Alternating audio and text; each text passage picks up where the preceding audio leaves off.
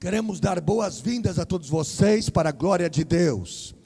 Nós sabemos que estamos ainda se adaptando e simultaneamente estamos em fase ainda de construção, tanto aqui como lá atrás, as salas, o pastor Heraldo e a sua equipe ainda está se adaptando, mas as coisas estão se ajeitando, estamos aprendendo, porque sabemos que pós-pandemia, muita coisa será agora diferente e muita coisa nova. Eu gostaria que os que se encontram em casa, você pudesse ter essa graça de Deus, não ficar se locomovendo. Os que estão em casa são muito mais fortemente tomados por uma grande tentação de se levantar ou simplesmente ir constantemente para a geladeira, ou talvez, e aí você vai perder o sentido da mensagem. A palavra de Deus, ela é importante. Nós iremos falar a respeito que a oração inicia em Deus e ela termina em Deus. Não começa por nós, não é através de nós. Tudo através da oração é Deus. 1 Tessalonicenses capítulo 5, 17, ele diz: orai sem cessar. Preste bem atenção, você que está na live e os que estão aqui presentes. A oração tem que ser para nós a prioridade, a suma importância.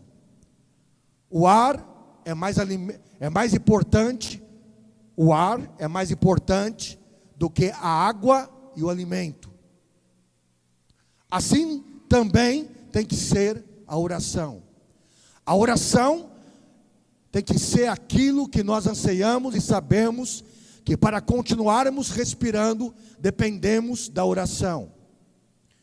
Orar sem cessar é uma doutrina, independente de denominação, seja a sua, que você está me assistindo na live. Se você é salvo, se você é filho de Deus, você vai entender hoje à noite, ou você é salvo, ou você ainda não é salvo. Todos que são salvos, eles anseiam, desejam respirar oração.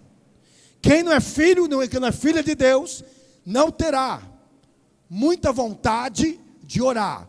Vai tentar até por algum tempo, vai ser batizado nas águas, receber discipulado, mas depois vai desistir de orar.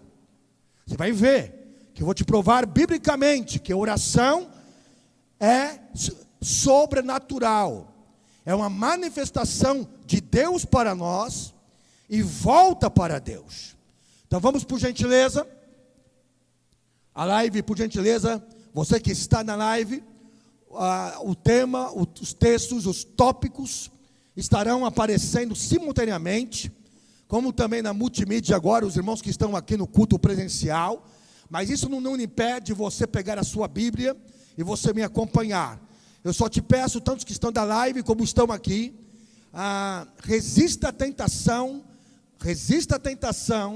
de aceitar mensagens no WhatsApp ou nas redes sociais. Resista essa tentação. O que eu vou lhe dizer é muito importante. Você, o teu casamento, a tua família, os teus filhos, os teus netos, o dia do amanhã depende o que você vai ouvir hoje.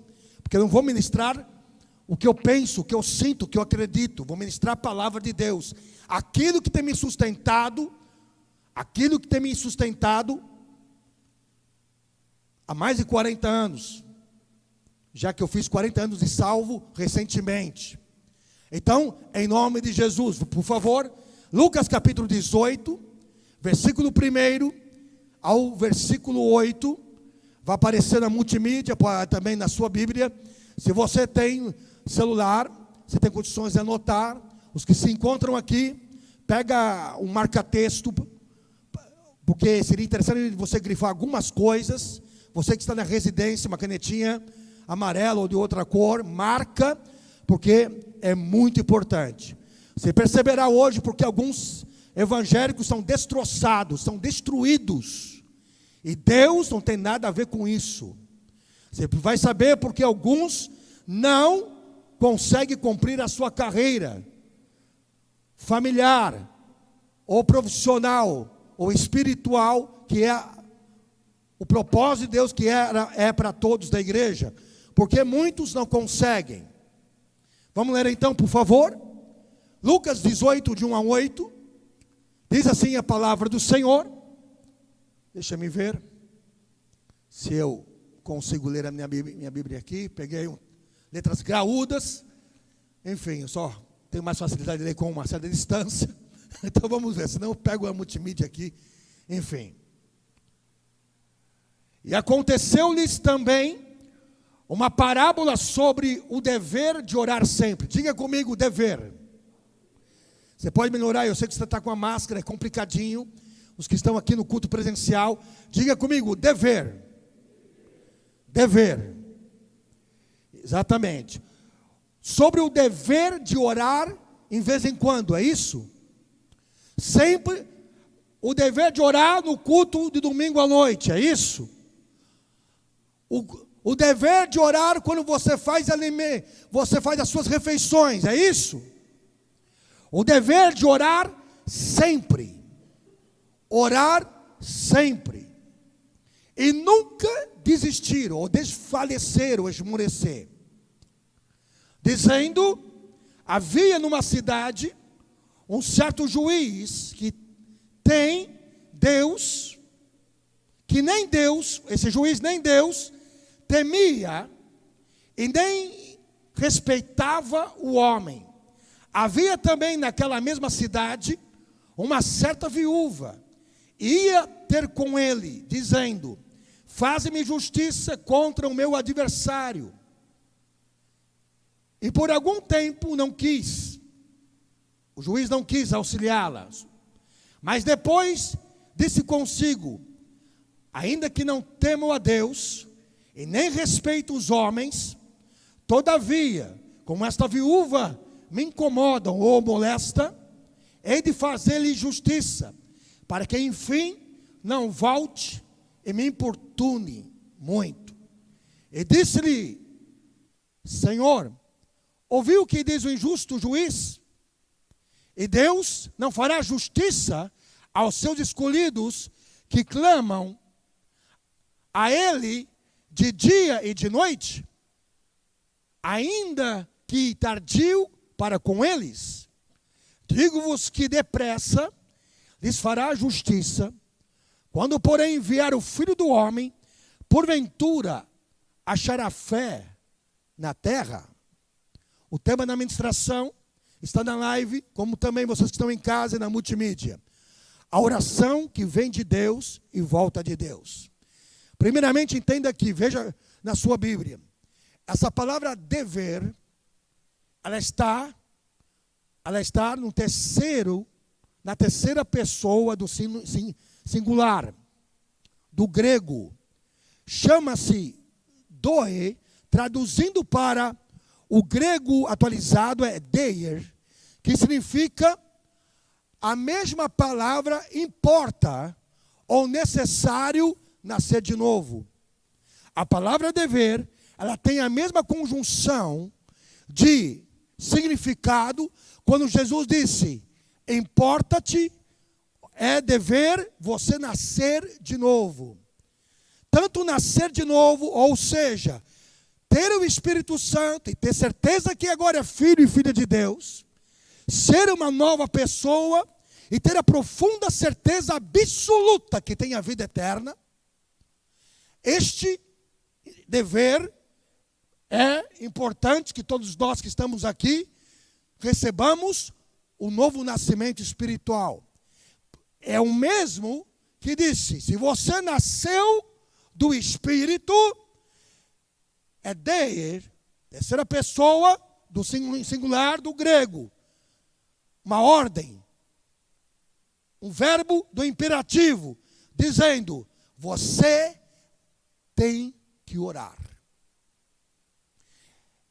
Não existe nenhuma possibilidade, nenhuma condição, algum filho e filha de Deus não ter vontade ou não ter prazer de orar.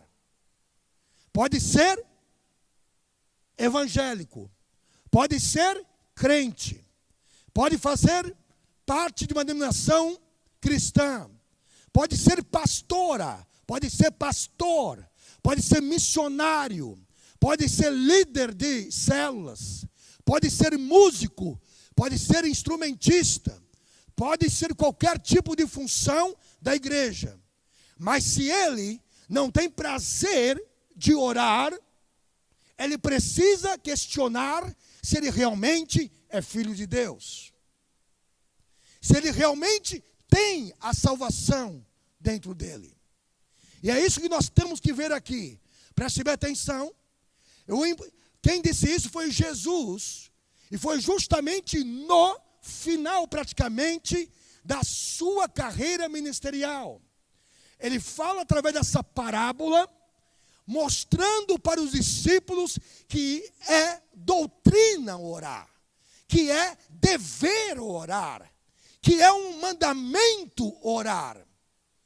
E ele, próximo de ser crucificado, poderia ser no Monte das Oliveiras, outras ocasiões foi no templo, mas esta parábola foi justamente quando estava encerrando o seu propósito como o Deus Salvador. E aqui, olha comigo, por gentileza, você verá que esse Jesus, eu fico impressionado, pasmo. Ele sai fora totalmente da nossa linha de coerência, de lógica, de razão. Ele traz um juiz injusto, um juiz cético, um juiz iníquo, um juiz que não tinha temor a Deus. E sabe com quem esse juiz ele compara? Você sabe com esse juiz com quem ele compara? Com Deus. Para que os discípulos pudessem entender o quanto essencial é relevante orar, ele traz um juiz injusto, perverso, severo, completamente com coração obstinado, e compara-se com Deus. Por que ele fez isso? Porque os discípulos não tinham o Espírito Santo ainda. Os discípulos não iriam entender as coisas de Deus. Você me entende? É por isso que muitos evangélicos até hoje, após a descida do Espírito Santo, após o Pentecoste, após o novo nascimento, eles dizem, alguns evangélicos, eu não entendo a palavra de Deus. É complicado a palavra de Deus. É esquisito este Deus, a Bíblia e a mensagem. Infelizmente, muitos, não digo todos, muitos não têm o Espírito Santo. Como os discípulos, nos dias aqui de Jesus ensinando, Jesus não havia ainda ido para a cruz, não havia ainda sido crucificado, não havia ainda sido ressuscitado. Então, os discípulos não podiam entender as coisas do céu, a mensagem do céu. Por isso que ele ensinou com inúmeras parábolas. E essa parábola é uma parábola excepcional. Ela sai fora da nossa razão, da nossa compreensão. O próprio Deus, a segunda pessoa, a questão, o Deus Filho, Cristo Jesus, ele ensina os seus discípulos dizendo, havia um juiz cético, que ele não tinha misericórdia. Aí você pode ficar pasmo. Como o próprio Deus, Jesus, ele compara o seu pai com um juiz perverso. Você precisa entender aqui. O que nós precisamos compreender, a partir de agora, é que existe algumas maçanetas, algumas diretrizes bíblicas, para que nós recebamos esta vontade, esse desejo, anseio de orar. A primeira está na multimídia, por gentileza. Ele diz que a vontade dele se introduz em nós. A vontade dele em que sentido? Jesus diz, olha, vocês, discípulos, têm que ter vontade de orar. Com vontade ou sem vontade, vocês têm que orar. Com desejo ou sem desejo, vocês têm que orar. Com disposição e indisposição, vocês têm que orar. Com saúde ou sem saúde, vocês têm que orar. Com pandemia, com coronavírus, com escassez, com recessão, com quarentena, com oposição, com pandemônio, porque isso não vem de Deus, essa pandemia. Mas Deus, pela sua soberania, autoriza, vocês têm que orar. Agora, ouça-me, eu vou deixar você muito mais confuso. Já deixei você na primeira parte confuso, te prometo que vou esclarecer como Deus é comparado com um juiz iníquo. Eu sei que alguns de vocês estão estupefados, estão assim dizendo, é um absurdo isso, mas está na Bíblia, só que tem resposta. Segunda coisa que você precisa entender é o seguinte, e eu vou deixar você mais completamente assim, em conflito primeiramente. Vem comigo. Mediante desse primeiro tópico, a vontade dele se introduz em nós e assim queiramos a sua vontade. Ouça-me por gentileza. Afinal, por que nós temos que orar? Porque o Senhor, Ele nos convocou para orar. Se Ele é soberano, Ele decide e é ponto pacífico. Você sabia que você não consegue mudar a vontade de Deus? Você não consegue mudar o querer de Deus. Você não consegue convencer a Deus mediante a sua oração. Então por que orar? Se Deus é onipotente, o que é onipotente? Deus é tudo, Deus controla tudo. Deus é onipresente, onisciente, então por que orar? Se a minha oração não vai convencer a Deus, se a minha oração não vai mudar o coração de Deus, se a minha oração não vai mudar o braço de Deus, se a minha oração não vai constranger Deus, se Ele é soberano. Você parou de pensar nisso? Então por que tem que orar? Se Ele faz tudo, Ele quer tudo, Ele decide tudo, é Ele o manda-chuva, então por que eu vou orar? Então por que eu tenho que orar? Então eu não vou orar. Os que não têm o Espírito Santo chegarão nessa conclusão, dizendo, eu não vou orar, porque não adianta orar. Ele já ditou tudo, os seus propósitos. Aí você diz, mas pastor diz, e põe lá na multimídia, na live também, Mateus 7,7, Jesus disse, pedi. Você pode usar esse texto para mim? Pedi e dar-se-vos-á, buscai e encontrareis, batei e abri-se-vos-á. O que pede recebe, os que buscam encontra, o que bate se abre. Você pode dizer, ele está dizendo, pastor Davi, que nós temos que insistir, nós temos que pedir, e olha a viúva aqui insistindo, olha a viúva aqui decidida, determinada a pedir, a clamar, para que possa convencer o juiz, já que compara o coração desse iníquo, desse juiz com Deus. Então significa o quê? O que significa? Que não adianta. Por favor, na multimídia e na live, 1 João 5,14, eu vou começar a te esclarecer aqui algumas coisas. E esta é a confiança que temos para com Ele. Se pedirmos alguma coisa segundo a sua vontade, Ele nos ouve.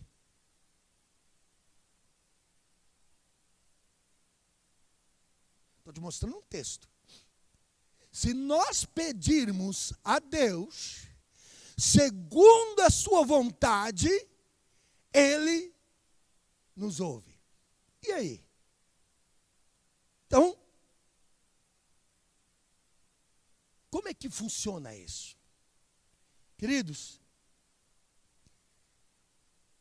houve um missionário no Equador, que ele, mais um amigo, Jimmy Elliot, ele disse o seguinte, antes de ser morto pela tribo canibal, ele tinha uma experiência profunda com Deus e oração.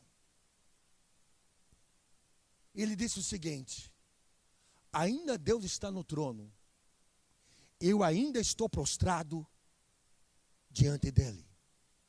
A única diferença ou distância entre Deus e os meus joelhos prostrados, a distância é somente esta. Um só joelho. Dá para filmar aqui? Como eu estou na posição aqui? Muito top. A única distância não é de 2 joelhos, é de um joelho.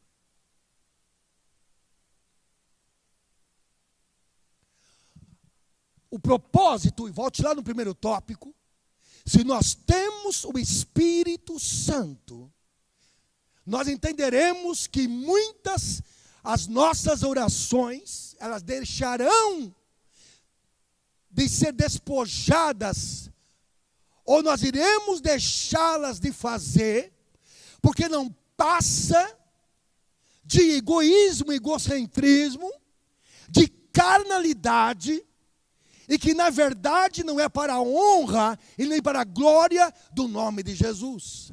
É por isso que o Espírito Santo foi nos dado, para que este mesmo Espírito Santo pudesse trazer em nós a revelação da sua vontade.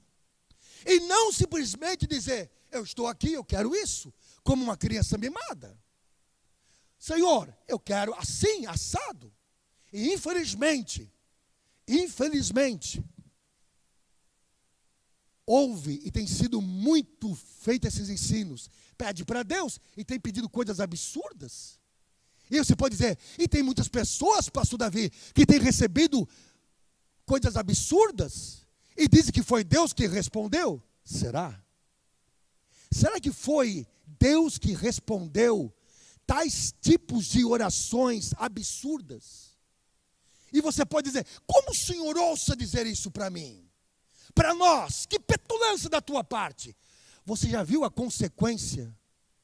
O que aconteceu com essas pessoas?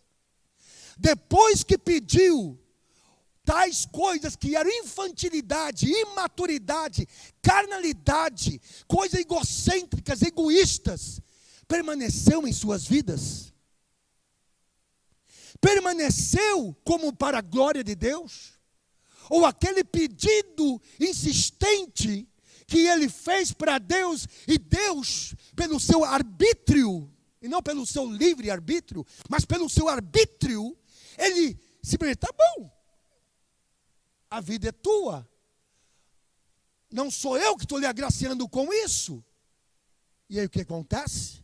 Só que Deus disse, você assumirá as consequências. Eu não saio do trono, eu continuo governando a tua vida, mas eu irei te corrigir, e eu vou te corrigir, preste bem atenção, através das suas próprias orações.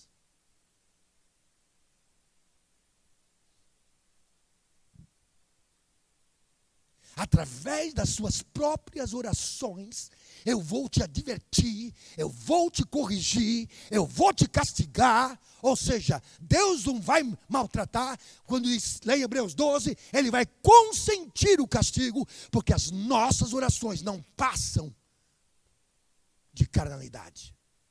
E o grande problema é que aquilo que essas pessoas almejaram e até alcançaram, depois de um bom tempo, se acaba completamente. Que Deus é esse que dá uma coisa e depois se acabou? Na minha Bíblia diz que o que Deus dá não se acaba. Se o próprio dom que Ele me concede, Ele não é Deus leviano para tirar o dom de mim, eu posso reprimir, mas Deus não tira o dom, porque o dom é irrevogável. Que Deus é este que me dá? Na verdade, não foi Deus. E aí você vê muitos testemunhos que depois elas compartilham e depois de alguns anos acaba de choro, de lamento, de desgraça e alguns até de luto. Porque insistiram, imploraram para que as coisas acontecessem. A vontade de Deus é diferente. Através da oração que é proveniente dEle, e eu insisto de entender e buscar a sua vontade, e eu tenho o Espírito Santo, Ele vai me dar condições de eu discernir que é do meu coração, ou é de Deus. A vontade dele vai ser clara. Romanos 12:2 não está na live, ou seja, o texto tópico, o versículo, mas eu quero deixar aqui, que a vontade de Deus é boa, agradável e perfeita. A vontade de Deus não é volátil, não é volúvel, não é leviana, não é instável. O que Deus, Ele revela pelo seu Espírito, a oração é algo que nós temos profunda certeza que veio de Deus. Mas preste bem atenção, foi Ele que introduziu a oração. O pedido entrou no meu espírito. A minha alma recebeu a capacidade de receber a interpretação do querer de Deus. E aí eu chego diante de Deus e digo: Pai, esta oração que era misteriosa, que era obscura, que estava já fincada, alicerçada antes da fundação do mundo, como o Senhor me escolheu, esta oração que veio de Ti e que agora Tu me concede entendimento para eu ser um canal, de eu estar apenas trazendo no meu coração a concordância da oração que começou na Trindade. E aí o que acontece? Quando nós deixamos de ser tanto obstinados, de ser teimosos, de dura cerviz, e começamos nesse processo de transformação, o Espírito Santo começa a nos ensinar a orar através no Espírito. Porque a oração é no Espírito e não na mente. Oração na mente é ladainha, com todo respeito, é reza decorada, é tudo aquilo que fala todos os dias a mesma coisa. Durante 20 anos é o mesmo choro, é o mesmo cri-cri, é o mesmo pedido, é o mesmo vocábulo, é a mesma linguagem, é o mesmo sentimento, é o mesmo egoísmo, é a mesma falação de sempre. Porque ela já está alicerçada e fundamentada, já está emplacada na mente, no subconsciente. É por isso que a oração, ela se move apenas 5 minutos ou 10 minutos, e depois, ao decorrer do dia, a pessoa não tem mais vontade de orar. A oração no Espírito, Ele introduz dentro de nós, e o meu espírito anseia, deseja de orar, mesmo que estou em batalha, mesmo que estou em adversidade, mesmo que estou em tentação. Eu durmo, o meu espírito continua orando. Eu acordo, o meu espírito está orando. Eu vou tomar banho, vou para o banheiro, o espírito está orando. Porque Deus, Ele é espírito, e Ele está orando através de você. Você começa a entender que a oração não tem norminhas, não tem tempinhos, não tem apenas vamos orar. Tá bom, vamos orar, não estou com vontade. Porque essa pessoa está esgotada de tanta, desculpe dizer, mas ao recipiente, a cabeça dessa pessoa tem tanto lixo, tem tantas coisas desnecessárias. E essa pessoa tem ouvido tantas coisas, tantas informações, tantos conhecimentos, tantas influências, tantas convivências, tantas noites de comelança de pizza, anos após ano. Então a sua mente está encharcada apenas de assuntos, de conversas, de ladainhas, de papos, de brincadeiras que são saudáveis. Mas a sua mente não consegue dizer: eu não consigo mais orar. Eu estou no time, eu estou esgotado, eu estou muito cansado, e eu não consigo mais nem orar. Sabe por quê?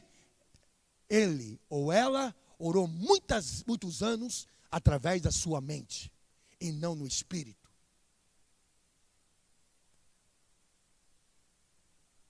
Segundo, a oração é um produto da adequação ou do ajustamento da vontade de Deus.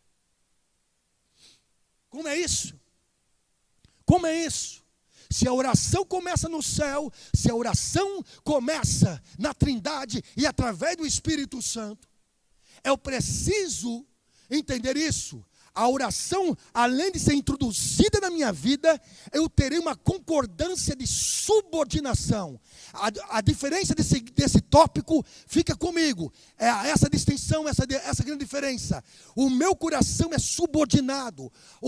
A minha alma é submissa. Eu me inclino a um ajustamento, a uma adequação. Eu não tenho mais redundância. Eu não fico mais com resistência. Eu não fico mais brigando com Deus. Eu não fico mais entrando em conflito constantemente. Eu não quero fazer isso. Para com isso, Deus. Isso não quero isso não. Há um ajustamento dentro de mim. Santo Agostinho disse uma coisa muito interessante. Ele disse que antes de nós orarmos, nós temos que crer em Deus. Só depois, quando nós cremos totalmente em Deus, incondicionalmente a Deus, é que nós vamos querer orar na maneira de Deus. Sabe por que muitos não conseguem receber disso? Ver o livramento, ver a provisão, ver os milagres, as intervenções, as curas divinas, as libertações, o céu se aberto, ou vendo a glória de Deus, o sobrenatural, e Deus mudando o seu horizonte, é porque muitos evangélicos não creem em Deus. Eles acreditam muito mais numa falação de um camarada que diz que é evangélico, que vive na dúvida, que questiona, que vive na incerteza, que é cético na verdade, mesmo que foi batizado nas águas. Ele diz, eu acho que isso é absurdo, que coisa fora do comum. E não, isso é coisa fora de outro mundo. O que nós, não, isso é um absurdo que estão querendo fazer. Aí o que acontece? Essa pessoa começa a conviver. A palavra é como alimento. O que sai dele não é apenas gotícula que contamina e traz coronavírus, mas o alimento que sai da boca dele, o questionamento, a dúvida, a incerteza, a insegurança, a incredulidade, a teimosia, porque ela não acredita, ele não acredita, mas é evangélico. E aquilo transfere, contamina como coronavírus. E aí o que acontece? Aí depois... Você acha que eu vou querer orar? Eu vou querer orar? Eu fiquei 1 hora com um camarada. Eu fiquei com uma pessoa que desistiu de Deus, dos propósitos de Deus, das obras de Deus, dos desígnios de Deus, de ver a glória de Deus. Você acha que depois eu vou ter vontade de orar, depois que eu tive convivência com esse cara? Eu vou querer distância. Eu vou querer o quê? Me afastar dessa pessoa. Se eu tiver o Espírito Santo. Se eu não tiver o Espírito Santo, cada vez mais serei alimentado por essa pessoa e eu não vou ter desejo de buscar em Deus, em oração, a vontade dEle. Isso é muito importante.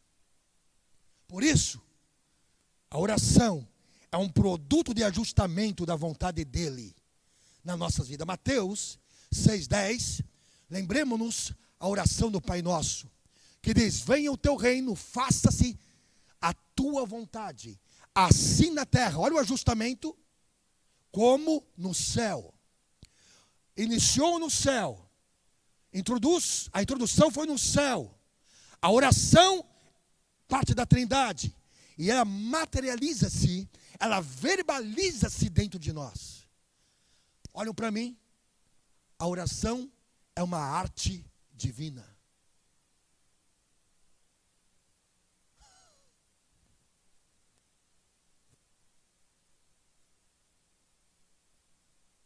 Terceiro, a oração é como um gatilho que se dispara o sentido de toda oração verdadeira. Significa que existem orações inverdades, orações que não são verdadeiras, orações que são mentirosas, orações que choram, que prantam, fazem jejum, mas são orações inverdades. Como você pode chegar nessa conclusão? Porque ao invés de as coisas acontecerem, piora a vida dele e a vida dela. Tudo porque não creu totalmente, incondicionalmente no Deus da Bíblia. Essa questão do gatilho é que através desse Deus, ele diz, escuta, eu farei isso na tua vida. Eu nos textos que eu quero te mostrar, Romanos 8, 26, que dizem o seguinte: também o Espírito, ou seja, o Espírito de Deus, o Espírito Santo, semelhantemente, nos assiste em nossa fraqueza, porque não sabemos orar. Não queremos orar se não temos o Espírito Santo, se o Espírito Santo não se move na nossa fraqueza. Porque não sabemos orar. Porque Ele veio em nós. Porque Ele tem que assistir. Assistir o quê? Ele tem que sondar, Ele tem que perscrutar, Ele tem que agir na minha vida. Ele tem que agir nas áreas obscuras, escuras, que os teus pais te prejudicaram. Que coisa é essa? Através da herança comportamental, através das gerações passadas, das heranças genéticas. Um monte de influências que em Cristo foi quebrada as maldições, mas você continua ainda muito resistente. Então, mesmo a força, a resistência, a tolerância, mesmo o impedimento e a dura serviço e a resistência diante de Deus, isso também é uma fraqueza. Isso também é uma fraqueza da parte de Deus. O Espírito Santo, Ele sonda, Ele te assiste, Ele vê todo o seu coração, a sua alma, o seu íntimo. Ele faz, olha, estou vendo você, a sua alma totalmente despida, para que eu possa trazer a luz e você parar de fazer essas orações fingidas, medíocres, infantis, orações de fraquezas. Não é orações, fraquezas são essas: Senhor, eu tenho medo de morrer, eu tenho medo, Senhor, de partir, eu tenho ainda um filho para criar, eu tenho que me casar. E essas coisas são fraquezas. É compreensível. Mas quantas pessoas estão em paranoia, estão completamente no fundo de um poço por causa das suas fobias. Essas fraquezas, sequelas de mazelas, de traumas, de revolta, de amarguras, de rancores, que não consegue perdoar a si mesmo que fez com o seu cônjuge, ou contra os seus filhos, contra os seus pais, e traz consigo a mesma amargura, e leva no peito. É uma fraqueza, e o Espírito Santo está dizendo: esta fraqueza eu tenho que te curar, através do sangue do meu filho, para que você assume, uma vez por todas, que você crê em mim, que você crê no meu Pai. Porque enquanto você não acreditar plenamente no meu Pai, você vai continuar com um sentimento de culpa. E aí o Espírito Santo faz isso. Ele começa como se fosse um gatilho. Ele dispara essa assistência íntima profunda, que é lindo, maravilhoso. É como um terapeuta. E eu posso dizer isso. Quantas curas eu recebi do Espírito Santo, porque naquela época não tinha esses eficientes profissionais. O Espírito Santo me curou. Eu não sinto mais dor dentro de mim. Lógico, eu tenho imperfeições, mas dores não tenho mais, porque eu permiti, através do novo nascimento, o Espírito Santo me assistir, e através desse cenário, dessa revelação, ele disse: este é o teu estado, filha, este é o teu estado, filho, e traz o diagnóstico, ele traz com uma tomografia, traz a luz, e você começa a entender dentro de você: agora fique caladinho, porque eu vou orar através de você. E se você não tem ainda compreensão, o Espírito Santo vai orar da maneira dele. Por quê? Ele faz isso mesmo. Volta ao tópico, por gentileza. O gatilho que se dispara o sentido de toda oração verdadeira. A oração não pode ser mais essa. Meu Deus do céu. As pessoas estão desistindo de Deus, estão deixando o evangelho, estão se tornando desengrejados, se tornam revoltados contra os pastores, simplesmente porque dizem, eu não consigo mais crer. É lógico, fez um bom tempo da sua história, as orações mentirosas, inverdades, egocêntricas dentro deles. E aí, não foram ouvidos por Deus, e aconteceu tudo ao contrário, tudo errado, completamente a contradição, a oposição, a retaliação. A pessoa diz, pô, essa é uma coisa, é você ter desengrejado. Aí começa a ver um monte de coisa no YouTube. Alguns caras bons, pretores, ungidos, e outros que continuam dizendo, continua assim. Continua em casa assistindo o YouTube de diversos pregadores, não tem um pastor mentor. Fica na sua, porque você já perdeu muito tempo na igreja no passado. Meu querido, minha querida, acontece que você quis por muito tempo fazer orações mentirosas e não ouvir o Espírito Santo na tua vida. Jó 42 diz que bem sei que tudo podes e nenhum dos seus planos podem ser frustrados. Que Deus é esse que me frustra? Já basta a luta com a minha natureza pecaminosa, o conflito que eu tenho contra o pecado, as tentações, as batalhas que eu tenho na família, entre queridos perdidos e nas trevas. Eu ainda tenho que viver uma vida de frustração. E dizendo que eu busco Deus e Ele me frustra. Se o próprio Deus me frustra, quem vai me socorrer? Não tem nexo, não tem coerência.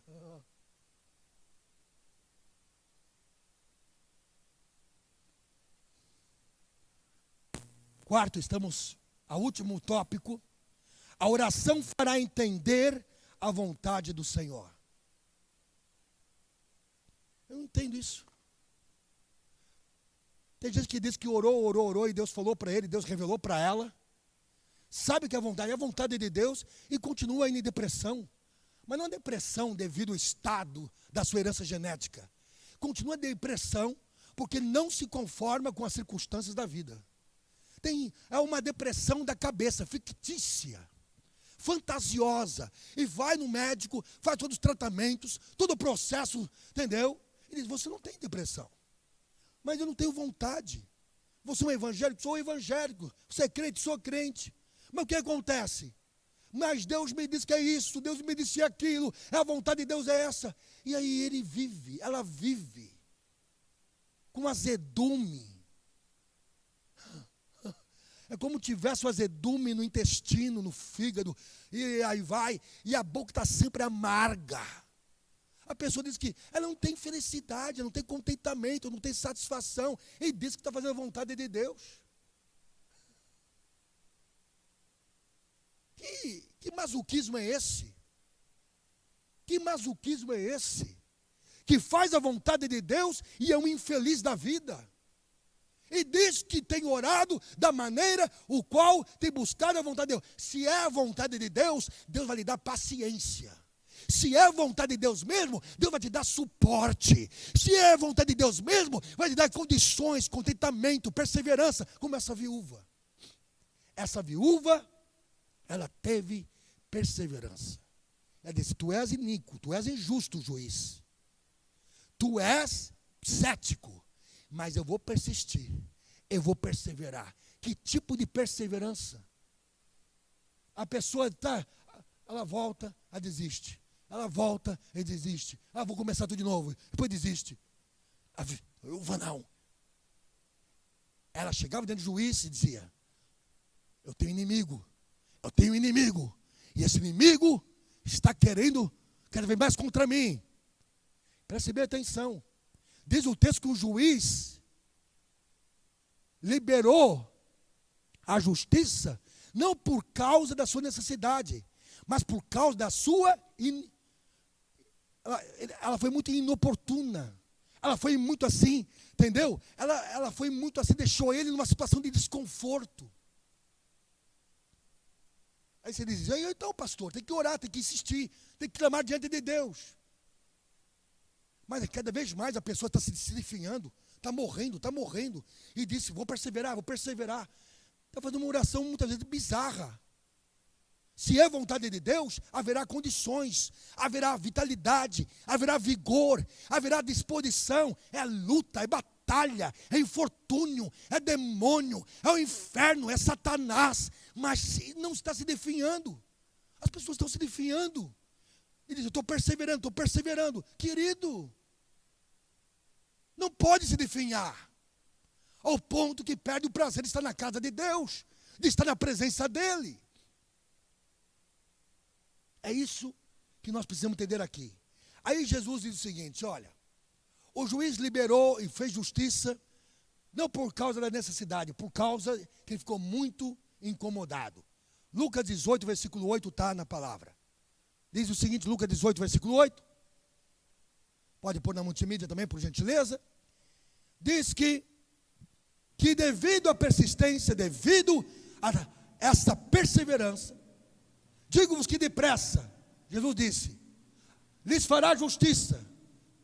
Ele disse, o juiz cético fez justiça, atendeu a oração da viúva. Ele diz também o versículo 8, digo-vos também depressa, lhes fará justiça, contudo quando vier o Filho do Homem, achará porventura fé na terra? Olha para mim, estou encerrando. O que significa aqui? Ele está dizendo o seguinte, que esta mulher se tornou um exemplo. A vontade de Deus muitas vezes, ela é obscura. A vontade de Deus não é revelada da noite para o dia. Mas você sabe que é a vontade de Deus. Você sabe que você está orando segundo a maneira de Deus. Você sabe, mesmo que as coisas têm barraco, tem obstáculo, está tudo oposto contra você. Mas o que acontece? Você sabe que você está fazendo a vontade de Deus. Que você não é algo que você decidiu e convenceu a Deus. Foi Deus que colocou no teu coração.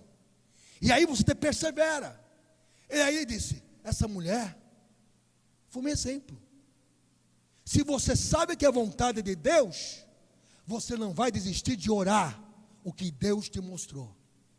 Você vai insistir, persistir, perseverar, você não vai retroceder, você vai continuar diante dEle, você vai continuar clamando, suplicando, porque você sabe que é de Deus o que você está pedindo. Vocês me entenderam? Aí disse, como essa mulher, ela fez, aí disse, queridos discípulos, vocês acham que quando vier o Filho do Homem, haverá fé na terra? Porque nos últimos dias, muitos evangélicos vão desistir de orar. Muitos crentes vão parar de orar. Ele está dizendo aqui, essa mulher perseverou, ela é o contraste de muita gente que começou muito bem, mas não terminou uma vida de oração. Ele diz, saiba de uma coisa, vocês acham que haverá fé na terra entre os evangélicos quando o Filho do Homem se mover, se manifestar e vir buscar a sua igreja? Ele está dizendo o seguinte, muitos evangélicos estarão desistindo, não apenas de orar, mas desistiram de Deus, porque não tinham o Espírito Santo e não faziam a vontade de Deus. É impossível eu ter a pessoa do Espírito Santo, e Ele sabe que eu sou frágil, a questão de pecaminosidade, de natureza pecaminosa, que eu sei, eu tenho apenas alguns anos de vida, 60, 70, 80, alguns 90, talvez 100 anos, e Satanás sendo um antiquerubim, milhões de anos já existia, e ele pode simplesmente me enganar aqui e acolá, e ele disse, viu, acabei com você, mesmo tendo o Espírito Santo. Que conversa fiada. O diabo pode ser antigo, de milhões de anos, você pode ser novo convertido, mas se você tem verdadeiramente o Espírito Santo, você vai submeter-se a Deus, a sua oração, e Ele vai te sustentar até o fim. Ele não vai te deixar no caminho. Ou você acha que eu cheguei até aqui porque eu sou tal pastor, como alguns dizem, jejum e oração, e muito monte, muita vigília. Para com isso, uma palhaçada. A menos que a gente faz, não é suficiente, é porque eu tenho o Espírito Santo, e o Espírito Santo está em mim, está dizendo: eu não vou te deixar, eu não vou permitir que Satanás e nem você mesmo lhe destrua, porque aquele que está conosco vai permanecer conosco até a consumação do século.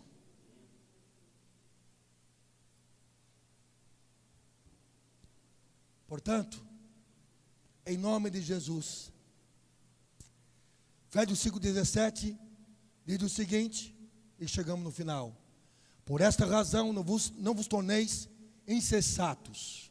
Vai ver no dicionário o que é insensato. Sabe o que é insensato no dicionário formal da língua portuguesa? Não seja estúpido, não seja delirante, não seja doido, não seja uma pessoa fora da casinha. Por essa razão não vos torneis insensatos ou sem juízo, mas procurai compreender qual a vontade do Senhor para as nossas vidas. Você pode ficar de pé?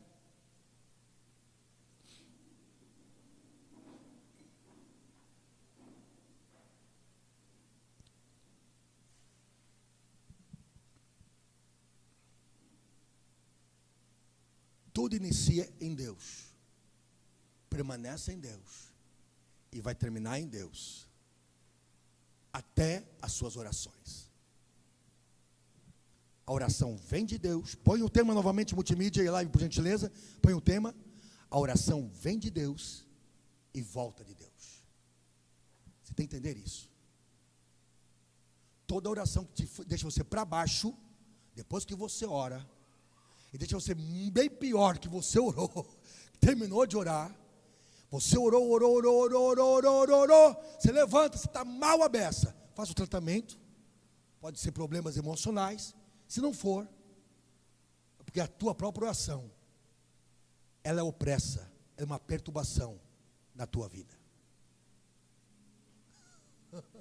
Oração de perturbações, porque insiste a alma querer. Cuide-se.